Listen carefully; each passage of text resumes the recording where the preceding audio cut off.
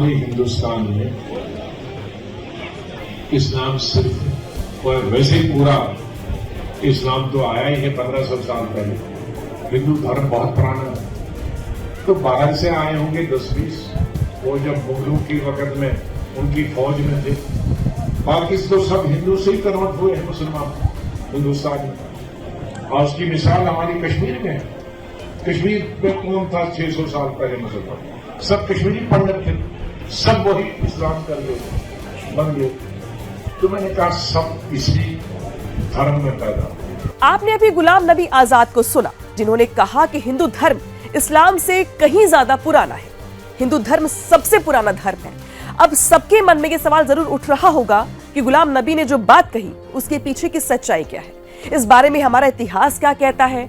ये मुद्दा ऐसा है, जब भी उठाया जाता है तो इस पर विवाद शुरू हो जाता है। लेकिन हम कुछ रिसर्च के आधार पर आपको इस सवाल का जवाब देने की कोशिश करेंगे। नमस्कार, आप देख रहे हैं रिपब्लिक भारत का डिजिटल प्लेटफॉर्म और मैं हूं आपके साथ अनामिका सिंह काली।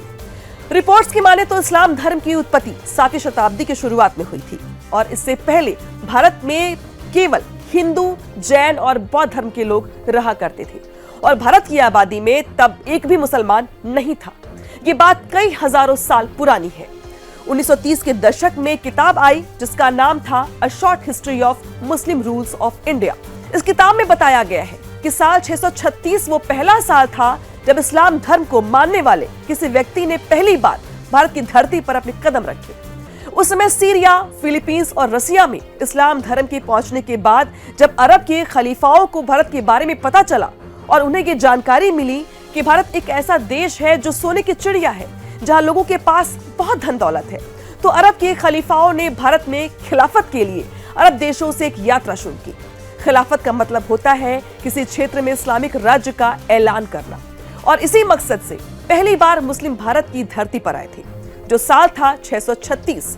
अब अलग अलग किताबों, दस्तावेजों और लेखकों की रिपोर्ट्स के अनुसार उस समय 500 से भी कम मुसलमानों का एक समूह ओमान के रास्ते संयुक्त भारत के समुद्री तट पर आया था और ये मुसलमानों का भारत पर पहला आक्रमण था, जो ज्यादा सफल नहीं रहा।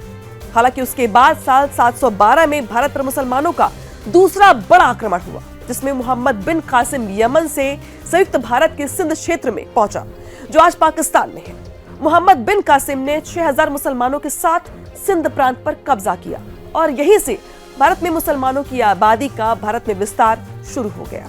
आपको जानकर हैरानी होगी कि साल 636 से लेकर 1800 के बीच मुसलमानों की आबादी सबसे ज्यादा बढ़ी है। पहली बार साल 1200 से 1400 के बीच भारत में मुसलमानों की आबादी 4 लाख से 32 लाख हो गई और ये वो दौर था जब भारत में गुलाम वंश, खिलजी वंश, तुगलक वंश और लोदी वंश का शासन रहा। और इसी समय कश्मीर, संयुक्त बंगाल, गुजरात, सिंध और अन्य क्षेत्रों में हिंदुओं को मुसलमान धर्म अपनाने के लिए परिवर्तित करने की कोशिशें शुरू हो चुकी थी। औरंगजेब कश्मीर के हिंदुओं को मुसलमान बनाने की धमकियां दे रहा था, जिसके विरोध में गुरु तेग बहादुर दीवार बनकर खड़े हो गए थे और इसी के बाद औरंगजेब ने गुरु तेग बहादुर का सर कलम करवा दिया था। इस बात के कई सबूत हैं कि विदेशों से मुस्लिम आक्रमणकारियों ने क्या रहने वाले हिंदुओं को ही मुसलमान बनाने के लिए बड़े पैमाने पर कोशिश की और शायद यही वजह है कि आज भारत में बहुत सारे मुसलमान ऐसे हैं जिनके पूर्वज हिंदुओं को माना जाता है। पाकिस्तान में आज भी बहुत सारे लोग ऐसे हैं जिनका सरनेम हिंदू धर्म को मानने वाले इस्तेमाल करते हैं, जैसे पाकिस्तान के मशहूर पत्रकार नजम सेठी।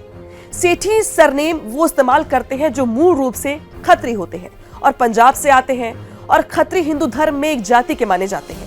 इसी तरीके से पाकिस्तान के retired chief justice Iftikhar Chaudhry, ये सरनेम भी हिंदू धर्म से ही आया है और कट्टरपंथी जाकिर नाइक का नाइक सरनेम भी हिंदू धर्म की नाइक जाति से ही मिलता जुलता है। क्योंकि हमारी मान्यताओं के मुताबिक, इस्लामिक मान्यताओं के मुताबिक, जो दुनिया का सबसे पहला इंसान है, जिसको हम हजरत आदम कहते हैं, जो हिंदुस्तान में आया, सबसे पहला इंसान, वो मुसलमान था।